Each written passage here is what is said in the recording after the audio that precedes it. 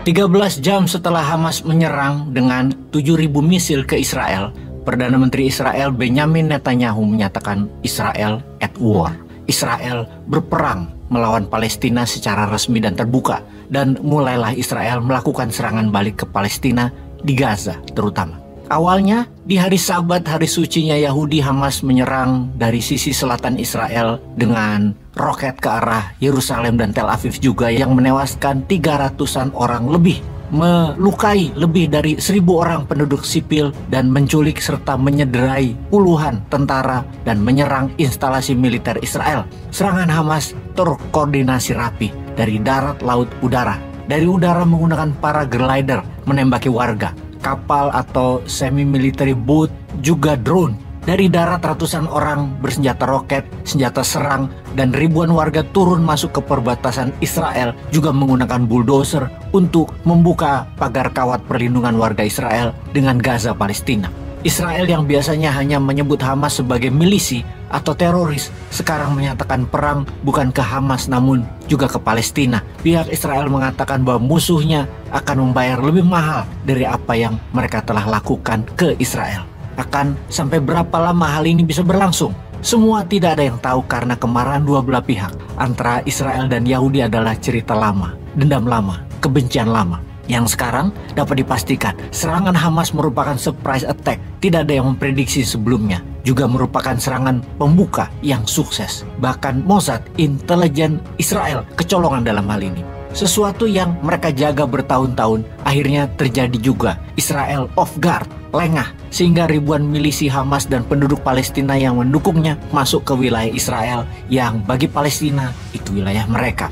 Hamas memberi nama penyerangan tersebut Operation Al-Aqsa Flood, yang kemudian oleh pihak Israel 13 jam kemudian di tanggal 7 Oktober dibalas dengan Operation Iron Sword, yang sampai informasi ini diturunkan telah membunuh 400 warga dan mencederai lebih dari 2.000 warga dan tentara Palestina beberapa jam setelah operasi itu diluncurkan. Mereka bukan hanya masuk ke dalam wilayah Gaza, namun juga menarget top leader Hamas di tengah permukiman penduduk Palestina di Gaza. Bahkan bukan hanya roket misil diluncurkan atau RPG, namun pesawat jet tempur Israel menembaki semua tempat yang diduga markas Hamas, dan ini sudah merupakan serangan brutal dari kedua belah pihak. Serangan ini terbesar dalam 2 dekade terakhir semenjak Israel mundur dari Gaza di tahun 2005 dan Hamas menguasai penuh wilayah Gaza di tahun 2007 dengan pemilihan umum yang mengalahkan kelompok Fatah, milisi lainnya. Sebentar sahabat, kita jelaskan sedikit tentang sejarah jalur Gaza agar kita waspada dengan masalah yang terjadi di sana. Jalur Gaza adalah sebuah kawasan terletak di pantai timur Laut Tengah, bagian dari wilayah negara Palestina berbatasan dengan Mesir di sebelah barat daya dan Israel di sebelah timur dan utaranya. Jalur Gaza memiliki panjang sekitar 41 km dan lebar antara 6 sampai 12 km, seperti The Line-nya Saudi yang mau dibangun itu.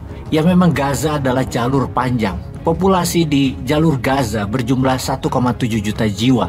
Mayoritas penduduknya merupakan pengungsi Palestina yang melarikan diri ke Gaza setelah meletusnya Perang Arab-Israel di tahun 1948. Pada awalnya, jalur Gaza secara resmi dikelola oleh pemerintah seluruh Palestina yang didirikan oleh Liga Arab pada bulan September 1948.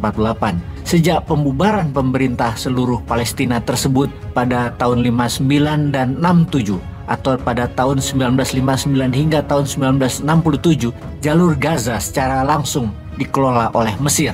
Israel merebut dan menduduki jalur Gaza pada Perang 6 Hari pada tahun 1967, dan kemudian berdasarkan persetujuan damai Oslo yang disahkan tahun 1993, otoritas Palestina ditetapkan sebagai badan administratif yang mengelola wilayah tersebut. Israel masih mempertahankan kontrol terhadap jalur Gaza di wilayah udara, wilayah perairan, dan lintas perbatasan darat dengan Mesir.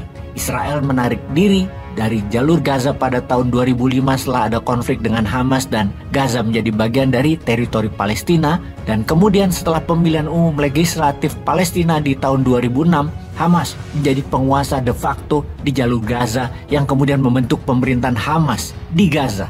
Lalu ada teori konspirasinya. Masa sih Israel yang terjaga 24 jam sehari atas serangan musuh-musuhnya, hari itu 6 Oktober 2023 lengah sehingga Hamas menyerang tanpa diketahui Mossad dan pemerintah Israel?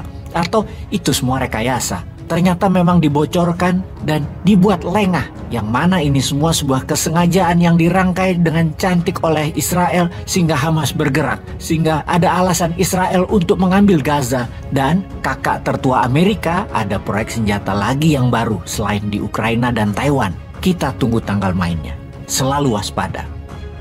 Peace.